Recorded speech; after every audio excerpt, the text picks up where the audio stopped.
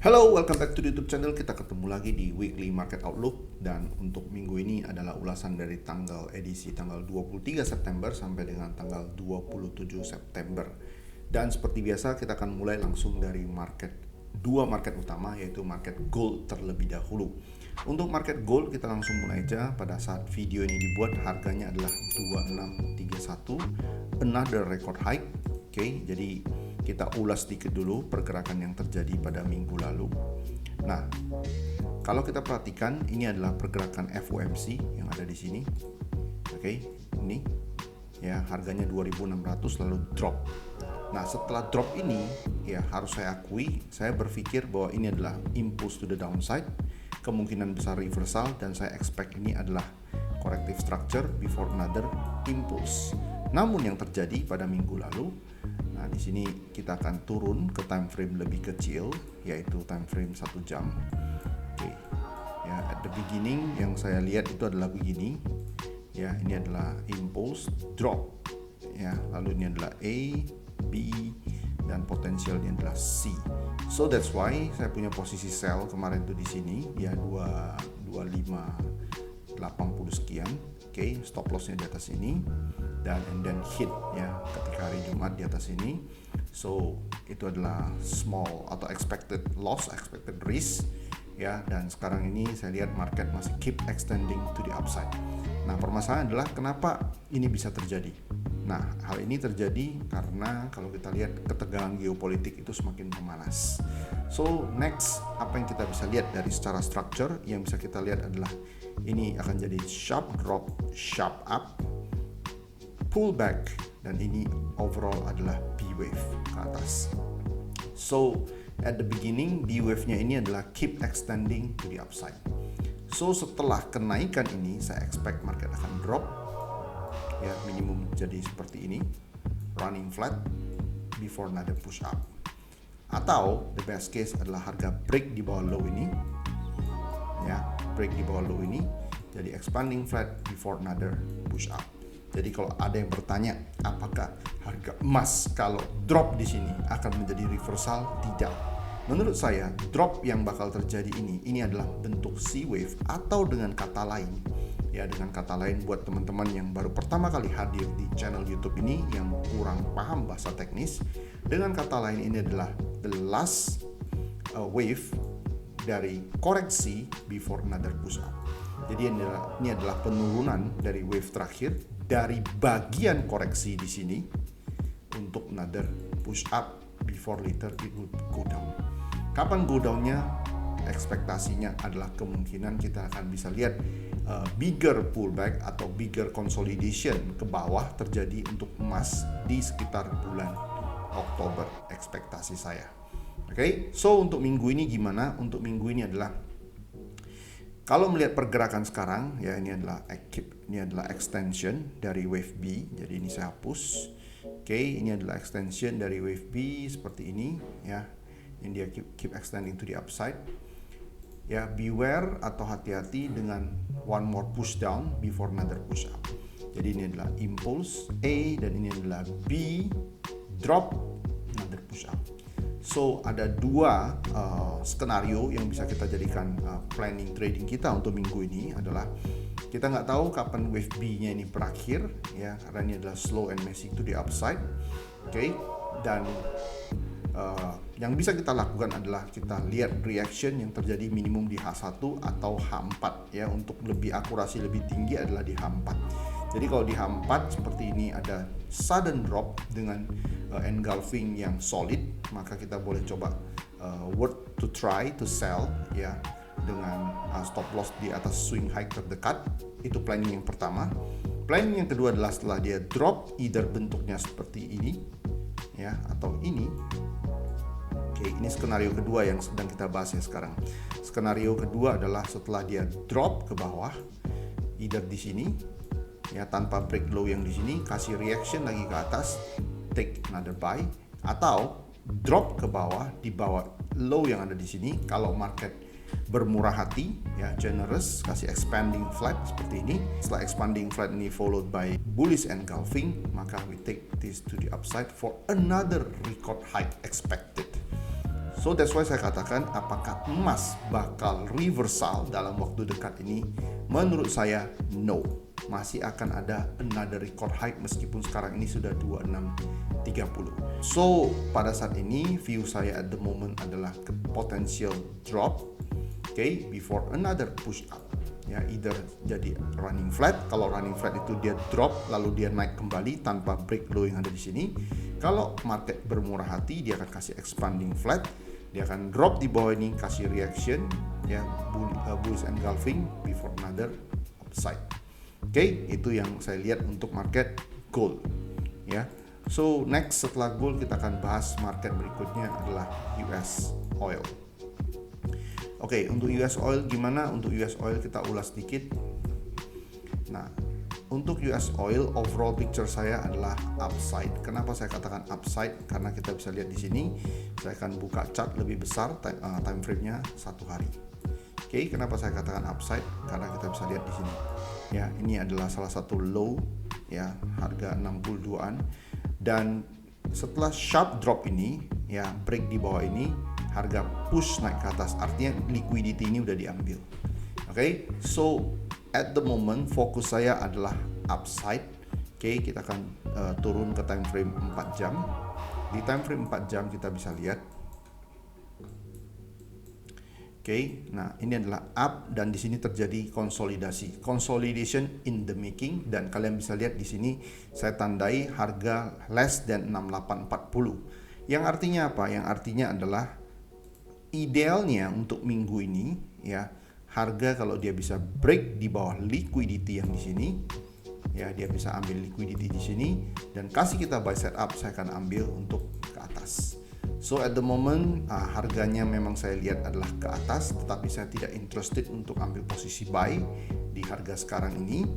Oke, saya hanya akan incar posisi buy atau start to look for buy setelah harga break di bawah liquidity yang ada di sini. Ya, itu untuk planning buy yang ideal untuk minggu ini. Apabila memang market memang kasih kita harga drop di bawah ini. Nah, tujuan saya mengatakan ini adalah agar kita jangan ketika dia drop sampai di bawah low yang ada di sini, kalian mengatakan, terutama trader-trader retail tuh mengatakan, wah ini udah break support. Ya, enggak. Ini adalah bagi saya adalah yang namanya adalah liquidity, yang artinya kalau market mau naik dia akan ambil liquidity ini lalu dia akan push harganya naik ke atas. Overall ini adalah upside. Kenapa? Ini adalah sharp drop followed by another sharp up. Oke, dan dia udah break, ya, di sini. Di sini kan ini adalah last lower high, ya, dia break di atasnya. Dan saat ini harganya juga di atas. So another break to the downside and then give us buy setup, take it to the upside. Oke, next yang beberapa market yang mau kita bahas. Salah satu request dari teman yang ada di grup premium, ya, request untuk market Euro Aussie Dollar. Namun personally saya nggak melihat Euro Aussie Dollar ini sebagai salah satu market yang layak untuk dipertimbangkan untuk minggu ini. Kenapa? Karena untuk pair ini sebenarnya bias saya adalah to the upside. Ya, bias saya adalah to the upside. Oke, namun melihat pergerakan yang ada sekarang ini saya tidak yakin buyer itu sudah masuk. Kenapa saya katakan tidak yakin? Nah, saya akan jelaskan. Ini adalah impulse A, B, dan wave C-nya ini keep extending. Sampai di titik ini, harganya ini naiknya perlahan. Dan menurut saya dengan pergerakan sekarang dia akan break low yang di sini lagi. Dan bukan tidak mungkin dia juga akan ambil liquidity yang di sini, dan bukan tidak mungkin dia akan ambil liquidity yang di sini. Kenapa dia akan ambil liquidity yang di sini? Karena ini adalah identical low atau liquidity, dan lihat pergerakannya sekarang, kemungkinan besar dia akan break low yang di sini dan kemungkinan besar juga dia akan break low yang ada di sini. Kemungkinan besar. So bagi kalian yang menganggap ini adalah struktur regular flat to the upside, ini enggak. Kenapa saya katakan enggak? Saya tidak cukup yakin dengan pergerakan yang timbul pada saat ini. Oke, karena di sini semua ada identical low. Oke, nah, kapan kita akan idealnya start to look for buy? Personally, saya akan start to look for buy, especially kalau dia udah break di bawah liquidity di sini. Jadi kurang lebih dari harga sekarang itu masih 90 sampai 100 pips ke bawah atau or even break liquidity yang ada di sini. Harga low yang di sini or even di sini, ya. Jadi kurang lebih masih ada 100 sampai 200 pips ke bawah lagi, hampir 200 pips ke bawah lagi. So untuk euro Aussie dollar ya, untuk sementara saya lihat lebih bagus incarannya scalp it ya, atau kita trade short term, scalp to the downside ya, karena kalau kita lihat di sini kalian bisa lihat ya. Nah ini oke, kalau kalian anggap ini adalah, kalau kalian mau buy ya di sini ya, tunggu reaction ya. Kalau memang market tidak mau break low yang ada di sini, kalau berdasarkan time frame 1 jam ya, ini saya berbicara time frame 1 jam, dan biasanya kalau untuk analisa weekly saya berbicara time frame per 4 jam. Jadi kita bisa dapat gambaran yang lebih besar ya, lebih jelas, tren yang lebih jelas.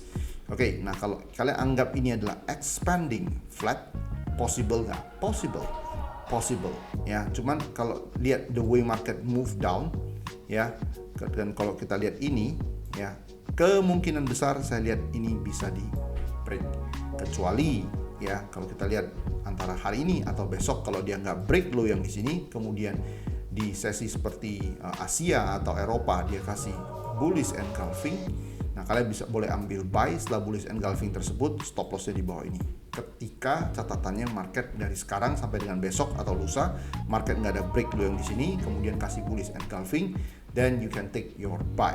Ini berdasarkan analisa grafik 1 jam doang ya, 1 jam aja. Tapi kalau kita balik ke analisa tadi grafik 4 jam, the way market move down ini masih sangat kuat ya momen untuk ke bawahnya.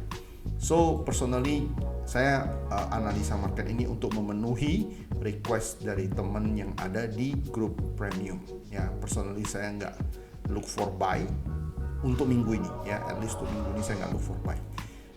Namun ceritanya berbeda kalau kita lihat market Euro Canadian Dollar.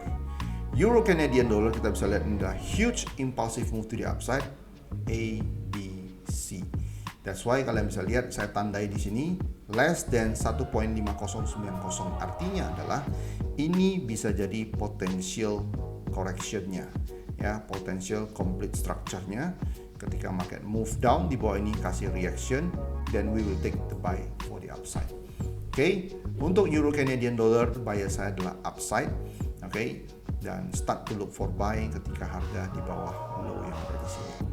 Oke, atau the lower it goes ya, it will be better. Kenapa saya katakan minimum di bawah ini? Karena di bawah ini adalah liquidity. Bisa nggak dia break lebih rendah lagi? Bisa, karena kenapa? Di bawah ini juga banyak gap. Kalian bisa lihat ya, ada beberapa fair value gap di bawah ini. Oke, ya, so possible paling ideal adalah start to look for your buy after breaking this low, or even lower will be better. Ya, karena kalau harganya lebih rendah lagi, dia akan offer risk reward yang lebih bagus. Euro Swiss franc berikutnya. Untuk Euro Swiss franc ya, di sini saya tandai ini adalah potential expanding flat. Untuk minggu ini saya look for sell untuk Euro Swiss franc. Mengapa saya look for sell? Karena ini adalah impulse, ini adalah A, dan ini adalah wave B, ini adalah wave C. Very very clean and clear wave B karena slow and messy to the downside. Ya. Nah, untuk level invalidationnya put the stop loss above here ya, untuk level invalidation. Oke, the way market move to the upside ini masih sangat kuat momentumnya, sehingga saya perlu lihat downside reaction ya, bearish engulfing. Oke, baik itu minimal di time frame H1 ataupun 4 jam. So untuk minggu ini biasnya jelas Euro Swiss franc downside ya. Untuk impulse ini setelah correction ini we will have another impulse, minimum to break this low, the best case to break this low. Oke, Euro Swiss franc downside. Oke, next yang mau saya bahas adalah GBP Yen. Untuk GBP Yen major outlooknya, saya bicara dulu major outlook. Major outlooknya adalah downside. The very ideal ya, very ideal skenario untuk GBP Yen itu adalah sell after breaking this top ya, setelah top ini 193.50 atau 60. Oke, kita cek ini topnya berapa, 193.48 ya. Setelah 193.48 start to look for your sell. Nah, permasalahan adalah kalau sekarang kan 192, boleh buy nggak? Ya boleh aja. Kalau kalian bisa lihat ada correction. Nah, di sini contoh ya di time frame kecil ini. A, B, one more drop di bawah 190, oke. 190.93, one more drop di bawah ini, give you reaction, take the buy. Ya, jadi catatannya ini jangan naik dulu terus break di atas ini. Jadi perjalanan dari sini ke atas 193.48 ini, dia ada correction dulu, complete correction, take the buy, and then liquid, ya, close your buy. Setelah 193.48 start to look for your sell. Karena sell ini ya di atas ini kalau terjadi sell setup, oke, ya target saya adalah minimal dia akan drop untuk break ini 183. Jadi kalian bayangkan 193.50-an ke 183 itu kurang lebih adalah 1000 pips. Target saya adalah minimum break this low, the best case break low yang ada di 180. Jadi 1300 pips the best case. Ya, biasnya adalah downside. Next, US Canadian Dollar. Ya, kita ke time frame 4 jam. US Canadian Dollar saya lihat potential expanding flat. Nah, permasalahan adalah kenapa ini saya perpanjang begini? Karena saya anggap potensinya, oke, pergerakan turunnya ini belum kelar. Jadi ini belum kelar di sini. Jadi saya lihat ada kemungkinan dia akan break low yang di sini lagi. Kenapa saya katakan demikian? Walaupun di sini sudah complete expanding flat, ya kan? Ini adalah up A, B, C. Oke. Nah, kalau dia memang mau naik, ya, marketnya ini nggak boleh konsolidasi begini. Ini kalian lihat naiknya konsolidasi, artinya one more drop to break this low, ya.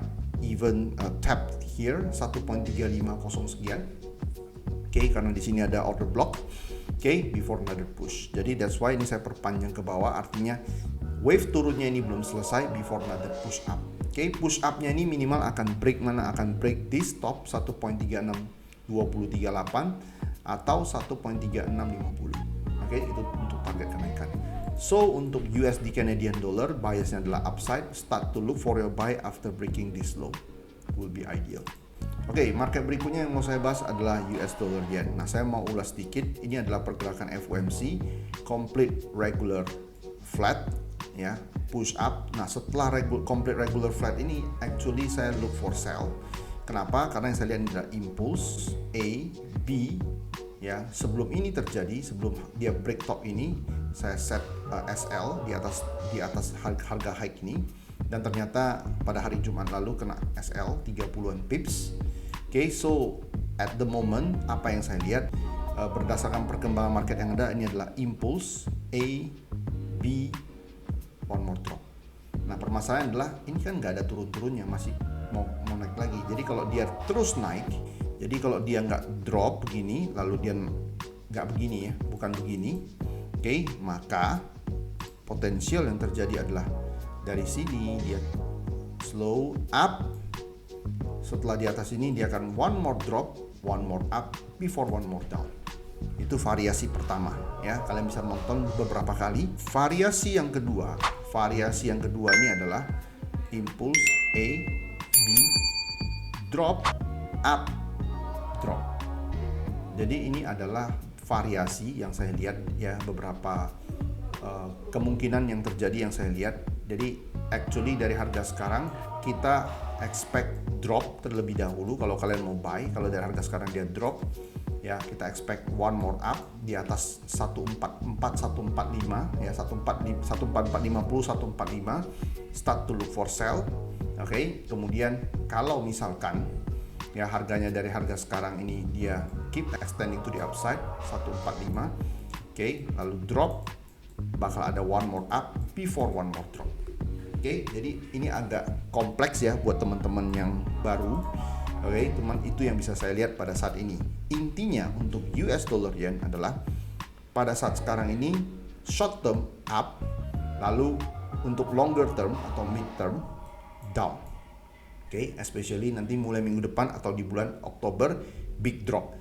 Karena major picture saya masih melihat, ya, saya masih melihat US Dollar Yen, ya, personally saya expect market to break this low, ya, 139 harga low minggu lalu. Oke, 13960-an harga low minggu lalu. Oke, next Bitcoin. Ya, next yang mau saya bahas itu adalah Bitcoin. Kita ke time frame 4 jam. Oke, untuk Bitcoin ya, ini adalah trend continuation to the upside. Oke, one more drop is expected seperti ini. Cuman dropnya ini ya, dropnya ini bukan reversal, dropnya ini adalah bagian dari konsolidasi, artinya one more drop di sini before another push to the upside. Push to the upside kali ini ada potensial untuk break top yang ada di sini minimum ya. Oke, yang ini ya, ini belum di break ya, 65 ribuan, atau ya the best case oke, dia akan break top yang ada di sini. Mengapa? Karena untuk bigger picture-nya ya, untuk kripto sebenarnya adalah begini. Oke, yang ini akan jadi low terakhir ya, potensial low terakhir. Oke, selama low ini tidak di break, maka kita akan melihat Bitcoin break another all time high. Ya, setelah halving orang-orang lagi nunggu kan. Nah, sekarang expanding flat ini udah complete, karena kenapa? Dia udah break di atas 62.800-an. Another consolidation, maka saya expect another consolidation before another push up. Wait for complete consolidation before another push up. Oke, berikutnya market yang saya mau bahas itu adalah DAX. Nah, untuk DAX, untuk DAX, dia udah break another all time high dan dia buat another all time high lagi pada hari Kamis lalu ya. Di sini kan, ini another all time high 19.050 Kamis yang lalu jam 3 sore. Oke, so what's next untuk ini? Ya, ini akan butuh waktu lebih lama lagi, butuh waktu beberapa saat ke depan lagi sebelum dia benar-benar reverse, karena dia jadi impulse potential A, ini adalah A of B, dan sekarang saya lihat kalau dia turunnya pelan begini, B of B, one more up before one more down, and then another push up before one more down. Oke, cukup kompleks? Yes, cukup kompleks ya. Jadi kalau kalian yang trade reversal, saya katakan untuk indeks dunia belum waktunya reversal berdasarkan perkembangan yang terbaru yang ada. Next yang saya mau bahas juga ini adalah Nasdaq ya. Untuk Nasdaq potensialnya ini juga bisa impulse A. Lalu ini adalah sedang bentuk wave B, one more down, one more push to break this top likely before reverse. Oke, so untuk minggu ini bagaimana? Untuk minggu ini saya lihat, kita lihat wave terakhir yang ada di sini ya. Kita drop ke time frame 1 jam. Nah, untuk time frame 1 jam dia akan, market akan kemungkinan besar dia akan break top yang ini lagi. Dia akan break top ini, impulse A, dan dia akan naik break top yang ada di sini. So buat kalian yang mau sell ya, kalau kalian mau sell untuk short term, pastikan market udah break di atas ini, break another top dulu ya. Kita bisa lihat di time frame 4 jam yang kalian mau cari sell ya di minggu ini, kalian bisa start to look for sell di atas 20.200 ya. Jadi kalau di atas 20.200 market kasih sell setup, take it ya, at least for the short term. Nah, sedikit berbeda ceritanya dengan yang ada di sini di US 30 atau Dow Jones. Nah, untuk market Dow Jones ini yang saya lihat, ini ada clean and clear correction yang terjadi. Ini saya tutup dulu. Clean and clear correction. Personally saya take this buy. Ini ya. Karena kenapa? Ini drop, dia kasih reaction. Stop loss saya adalah di bawah low yang di sini. Ya, saya fokusnya di degree ini, impulse A, B, C, complete regular flat. Dan pada saat ini karena dia udah break di atas top ini 42.150, ya saya akan close posisi buy saya ketika harga di atas top yang ini. Jadi kalau kalian lihat kotak ini adalah trade saya 1:2,23. Jadi untuk US 30 pada saat ini I expect to break this top one more time, ya minimum one more time. Jadi kalau kalian mau sell pun start to look for sell after breaking this top 42.000 239 ya, berdasarkan chart US30 yang dari Skilling. Oke, jadi untuk kesimpulannya, untuk semua market global index ini belum waktunya untuk reversal. Walaupun kita tahu ini adalah all time high, tapi belum waktunya untuk reversal. Oke, kita akan nantikan pergerakan dari market index minggu ini seperti apa, dan kemungkinan besar saya lihat akan terjadi another all time high before mungkin di bulan Oktober atau November the market possibly could reverse on us. Mengapa bisa di bulan Oktober atau November? Saya akan jelaskan alasannya nanti di weekly market outlook minggu depan. Oke, dan saya akan ulas apa yang terjadi tahun 2007, dan saya melihat ada kemiripan dengan keputusan Fed memotong suku bunganya minggu lalu. Timingnya ini kurang lebih sangat-sangat similar atau sangat-sangat mirip. Dan saya akan jelaskan minggu depan sekali lagi kenapa saya katakan di bulan Oktober nanti atau November possibly this stock market could reverse on us. Oke, so nantikan update saya untuk weekly market outlook minggu depan. All the best for your trade. See you again next week. Trade with care. Bye-bye.